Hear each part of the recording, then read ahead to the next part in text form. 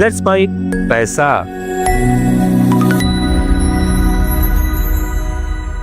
नमस्कार दोस्तों, let's mic पैसा में मैं मनीष आज आपका स्वागत करता हूं हमारे इस वीडियो में, जिसका टॉपिक है इमोशंस, आपके निवेश के दुश्मन। दोस्तों, आज हम बात करने वाले हैं कि अगर हम निवेश में इमोशंस को बीच में ले आएंगे तो हमारे निवेश पे क्या इंपैक्ट पड़ सकता है और हमको किस तरीके से नुकसान मिल सकता है। दोस्तों, क्या आपने कभी शेयर बाजार में जल्दबाजी में कोई फैसला लिया है कि कोई स्टॉक आपने जल्दबाजी में ले लिया हो बिना किसी रिसर्च करे हुए और फिर बाद में पछताना पड़ा हो? या फिर कभी मार्केट डाउन हुआ और डर के मारे आपने अपने शेयर्स को या अपने म्यूचुअल फंड को गलत समय पे बेच दिया हो? और अगर हां, तो ये वीडियो दोस्तों आपके लिए है। आज के इस सफर में हम ये समझेंगे कि भावनाएं, जो इमोशंस है, वो हमारे निवेश के फैसलों में किस तरीके से प्रभावित कर सकती है, वो हमारे निवेश को किस तरह से नुकसान पहुंचा सकती है और हमारे को कितना नुकसान पहुंचा सकती है। साथ ही साथ हम ये भी समझेंगे कि किस तरह से हम इमोशंस को नियंत्रित करके हम स्मार्ट निवेशक बन सकते हैं। तो भावनाएं निवेश को कैसे प्रभावित करती है? निवेश सिर्फ मैथमेटिक्स और टेक्निक का गेम नहीं है दोस्तों, ये मनोविज्ञान का भी खेल है। हमारे दिमाग में चलने वाली भावनाएं जैसे डर, लालच, ये कहीं ना कहीं हमारे निवेश को प्रभावित करती है। उदाहरण के लिए कि लालच जब आ जाता है, बाजार जब तेजी से बढ़ रहा है तो हम सोचते हैं यार मार्केट तो बहुत ही ऊपर जा रहा है, हम खरीद लेते हैं और बिना सोचे समझे निवेश कर देते हैं। सेम उसी तरह से डर, जब मार्केट गिर रहा होता है तो आपको डर लगने लग जाता है कि मेरा पैसा कहीं घाटे में न चला जाए और आप डर के मारे बेच देते हैं घाटे में ही। हमने कोई ऐसा शेयर ले रखा है जिसका मार्केट में कोई इंपैक्ट नहीं आ रहा, कंपनी अच्छी नहीं चल रही, फिर भी हम लेके बैठे हुए हैं। हम ये सोच रहे हैं कि नहीं, ये मेरा घाटे का शेयर है, लेकिन क्यों इसको नुकसान में बेचूं, क्यों उसको नुकसान में बेचूं। और वो आप उसको कई साल रखते हैं और मालूम पड़ता है कि आपने कई साल रखने के बाद भी वो स्टॉक नहीं चला। तो लेकिन उस गलत उम्मीद में कि नहीं ये मेरा शेयर चल जाएगा और आप उसको लेके बैठे हो, बल्कि अगर आप उसको सही टाइम पे बेच देते तो आप अगर किसी दूसरे अच्छे निवेश करते तो कहीं ना कहीं आपको वो घाटे की भरपाई भी हो जाती। तो दोस्तों, ये जब जो भावनाएं हैं, लालच हो गया, डर हो गया, उम्मीद हो गई, ये कहीं ना कहीं हमें एक्चुअल जो थॉट है उससे दूर कर देती है, हमें गलत फैसले लेने पे मजबूर कर देती है। आप वो कैसे करती है, हम उसको और गहराई से समझते हैं। कुछ वास्तविक उदाहरण लेके मैं आपको इसमें समझाने की कोशिश करता हूं। सबसे पहले लालच का जाल, कि लालच जो होता है वो कैसे आपको नुकसान पहुंचा सकता है, उसका एक एग्जाम्पल दोस्तों मैं आपको दूंगा। लालच किस तरीके से आपको नुकसान पहुंचा सकता है दोस्तों, मैं आपको एक उदाहरण के साथ समझाता हूं। दोस्तों, एक कंपनी का आईपीओ आया 2019 अक्टूबर महीने में। साल 2019 अक्टूबर महीने में उसका आईपीओ 320 रुपए पे आया। जब भी कोई शेयर कंपनी नया से अपना शेयर लॉन्च करती है तो उसको आईपीओ बोलते हैं। तो 320 रुपए पे उसने शेयर मार्केट में अपनी लिस्टिंग करवाई। दोस्तों, अक्टूबर 2019 से लेके अक्टूबर 2021 तक 2 साल में ही उस कंपनी का शेयर 320 रुपए से 1070 रुपए तक हो गया। अब दोस्तों, कई लोगों के मन में ये लालच आ गया कि इस कंपनी ने 2 साल में ही 3 गुना 4 गुना भाव कर दिए, तो हम भी इसमें लगाते हैं। और दोस्तों, फिर होता क्या है कि उन्होंने बिना कोई रिसर्च करे हुए उस कंपनी में, चूंकि सब लोग लगा रहे हैं, लालच आ गया कि मार्केट में ये प्राइस बढ़ रहा है, 320 से 1070 चला गया और मैं इसमें लगा देता हूं। और लालच की में आके उन्होंने उसमें पैसा लगा दिया। उसकी ना कोई रिसर्च करी कि इस कंपनी का शेयर क्यों बढ़ रहा है, आगे क्या संभावना है, क्या उस कंपनी का फंडामेंटल है, क्या उसकी टेक्निक्स है, बिना जाने समझे उस शेयर में पैसा लगा दिया। दोस्तों, 2021 अक्टूबर महीने से आज की प्राइस जो उस कंपनी के शेयर की है वो 770 रुपए ही है। मतलब जिस भाव में से किसी ने 1070 रुपए में खरीदा था, उसको आज भी 300 रुपए का नुकसान है। यानी कि मोटा मोटा 28 से 30% का नुकसान। ये होता है दोस्तों लालच, जो कहीं ना कहीं हमारे अंदर हमारे को गलत डिसीजन लेने पे मजबूर कर देता है। जो अपने निवेश का दुश्मन है वो है डर।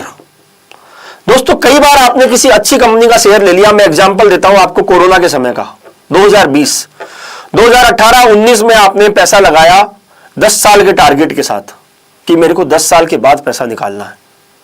और 2020 में कोरोना की वजह से मार्केट डाउन हो गया और मार्केट लगभग 50% डाउन था मार्च 2020 के महीने में। और आपके शेयर की वैल्यू या आपके म्यूचुअल फंड की वैल्यू भी आधी रह गई होगी। और आप में जो निवेश आपने 10 साल के लिए किया था वो एक पल में आपके डर में बदल गया और आपने उस डर में आके वो घाटे में ही अपना शेयर और म्यूचुअल फंड बेच दिया दोस्तों। और आज आप जब पलट के उसको देखते हैं तो आज आप क्या देख रहे हैं कि जो आपने घाटे में बेचा 50% घाटे में, आज वो 200% ऊपर है। लेकिन डर के मारे आप रुके नहीं और आपने वो शेयर बेच दिया या म्यूचुअल फंड बेच दिया। ये होता है डर। और तीसरा है दोस्तों उम्मीद। उम्मीद के अंदर भी आपने एक ऐसी कंपनी का मैं नाम बताऊं दोस्तों, यस बैंक के कंपनी का शेयर जो 300-350 रुपए तक हाई बना के गया और यस बैंक के अंदर कुछ ऐसे न्यूज आई जिसकी वजह से यस बैंक का शेयर आज बहुत कम प्राइस पे ट्रेड हो रहा है। लेकिन कई लोग अभी भी उस उम्मीद में उस शेयर के साथ में बैठे हुए हैं कि नहीं ये कंपनी चल जाएगी, ये कंपनी चल जाएगी, और वो शेयर को लेके बैठे हुए हैं। ये उम्मीद, जो गलत उम्मीद जो होती है, वो भी कहीं ना कहीं इमोशन खराब होता है, वो भी कहीं ना कहीं आपके निवेश को नुकसान पहुंचाता है। तो ये तीन जो इमोशंस हैं, लालच, डर और उम्मीद, गलत उम्मीद, गलत लालच और गलत डर, ये कहीं ना कहीं ये सब भावनाएं हमारे को एक ऐसा रास्ता पकड़ा देती है जिससे हम एक अपना जो निवेश है वो गलत जगह कर देते हैं या गलत जगह सही जगह से निकाल लेते हैं और हम हमारे निवेश को रिटर्न ही नहीं बना पाते हैं। लेकिन दोस्तों हर चीज का समाधान है, इन इमोशंस का भी समाधान है, बशर्ते कि आप समाधान करना चाहें।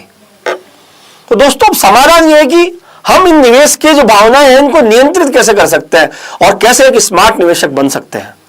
हम आपको समझाते हैं किस तरीके से आप स्मार्ट निवेशक बन सकते हैं। पहला तो आपको लक्ष्य निर्धारित करना पड़ेगा। दोस्तों कोई भी निवेश शुरू करने से पहले आपको यह लक्ष्य बनाना पड़ेगा कि मैं ये निवेश कर क्यों रहा हूं। बच्चों की पढ़ाई के लिए कर रहा हूं, बच्चों की शादी के लिए कर रहा हूं, खुद के रिटायरमेंट के लिए कर रहा हूं, या कोई फॉरेन ट्रिप करना उसके लिए कर रहा हूं, या फिर और कोई लक्ष्य। जब तक आप लक्ष्य नहीं बनाएंगे, जब तक आप उस निवेश में भावनाओं को काबू में नहीं कर पाएंगे। निवेश योजना भी आपको बनानी पड़ेगी, एक ठोस रणनीति बनानी पड़ेगी कि मुझे किस तरीके से निवेश करना है और फिर स्ट्रिक्टली उसका पालन करना पड़ेगा। म्यूचुअल फंड में पैसा डालना पड़ेगा, शेयर्स भी खरीदने पड़ेंगे, लेकिन स्ट्रिक्टली उसमें रुकना भी पड़ेगा।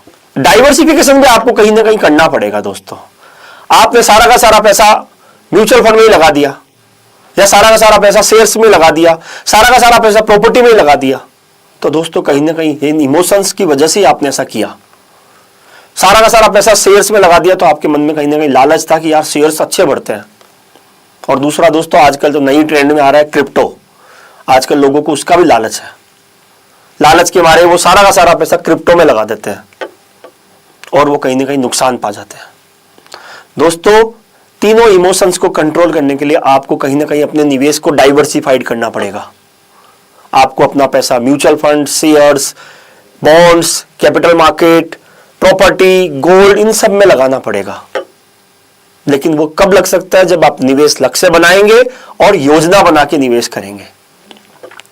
कोई भी शेयर खरीदने से पहले आपको रिसर्च करनी पड़ेगी कि क्या ये शेयर क्यों बढ़ रहा है, इसका क्या रीजन है। उस शेयर्स की बैलेंस शीट देखनी पड़ेगी, टेक्निकल्स देखने पड़ेंगे, पैरामीटर्स देखने पड़ेंगे, फंडामेंटल्स चेक करने पड़ेंगे। ये सब रिसर्च आपको करनी पड़ेगी किसी भी शेयर में पैसा लगाने से पहले। अगर आप ये कर सकते हैं तो अच्छी बात है, नहीं अदरवाइज आप किसी फाइनेंशियल एडवाइजर या निवेश सलाहकार की मदद लें। अपने निवेश की नियमित समीक्षा करें। आपने जो निवेश किया है उसकी नियमित समीक्षा करें, साल में एक बार उसकी समीक्षा करें कि आपने जो निवेश किया है वो सही चल रहा है या नहीं चल रहा है। और अगर गलत भी चल रहा है तो घबराए नहीं। छोटे मोटे उतार चढ़ाव आते रहते हैं, उनको देख के आपको घबराना नहीं है। वित्तीय सलाहकार की मदद लें। अगर आपको लगता है कि आप भावनाओं को काबू में नहीं कर सकते हैं तो आप किसी अच्छे वित्तीय सलाहकार की मदद लें जो आपके निवेश में आपका साथ दे सके। निवेश सलाहकार दोस्तों आपका एक वो साथी होता है जो आपको आपके निवेश मंजिल तक पहुंचाता है, आपके इमोशंस को आपके साथ में आपको काबू में करवाने की कोशिश करता हुआ वो आपको आपकी मंजिल तक पहुंचाता है। आपको धैर्य रखना पड़ेगा दोस्तों। कोई भी निवेश जो होता है वो 1 दिन में, 2 दिन में या 10 दिन में रिटर्न नहीं बना के देता। निवेश एक लंबी दौड़ है दोस्तों, मैराथन है। बाजार में उतार चढ़ाव सामान्य बात है, आते रहेंगे, लेकिन धैर्य के साथ अगर आप अपनी रणनीति पे टिके रहेंगे तो आपको रिटर्न जरूर बनेंगे। कुछ अपनी इमोशंस को काबू में करने के कुछ आप भावनात्मक काम भी कर सकते हो, कुछ मानसिक उपाय भी कर सकते हो। योग करें, ध्यान लगाएं, अपने इमोशंस को काबू में करने के लिए रोज 5-10 मिनट का ध्यान करें ताकि आप अपने इमोशंस को काबू में कर सकें। अच्छी किताबें पढ़ें, फाइनेंशियल फील्ड से रिलेटेड किताबें पढ़ें, कुछ ना कुछ सीखने की कोशिश करते रहें। आज आप सीखने की कोशिश करेंगे तो आपके निवेश में कल ना कहीं आपको ही फायदा होगा। तो दोस्तों, निवेश जो है वो सिर्फ पैसे का खेल नहीं है, आपके दिमाग और आपकी भावनाओं का खेल है। अगर आप अपनी भावनाओं को नियंत्रित कर लेंगे तो आप निवेश में इतना रिटर्न बनाएंगे जितना आप सोच भी नहीं सकते। आपके सपनों को हकीकत में बदलने के लिए आपको अपनी भावनाओं को काबू में करना ही पड़ेगा। आशा करूंगा कि आपको ये वीडियो पसंद आया हो, आप इस वीडियो के माध्यम से अपने इमोशंस को काबू में कर पाए। आपको पसंद आया हो तो लाइक कीजिएगा, इस वीडियो को अपने दोस्तों के साथ शेयर कीजिएगा, अपने परिवारजनों के साथ शेयर कीजिएगा। और आपका कोई सवाल हो निवेश से रिलेटेड, इमोशन से रिलेटेड, तो आप हमें कमेंट करके पूछ सकते हैं। आगे फिर मिलेंगे हम एक नए वीडियो के साथ। धन्यवाद। आप सुन रहे थे let's mike more than radio. Follow कीजिए हमें हमारे सोशल मीडिया प्लेटफॉर्म्स पर। It's time for news. It's time for more than radio. Presenting the first radio news app, Let's Mic.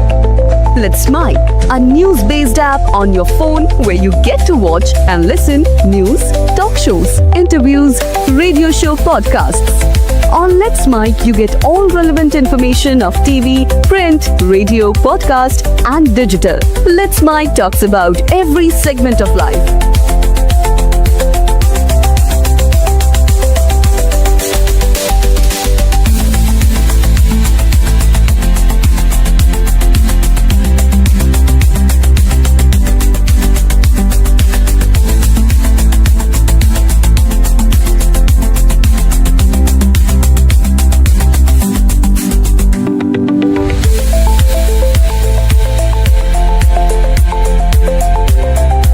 Download the app now from Play Store. Available both on Android and iOS mobile phones.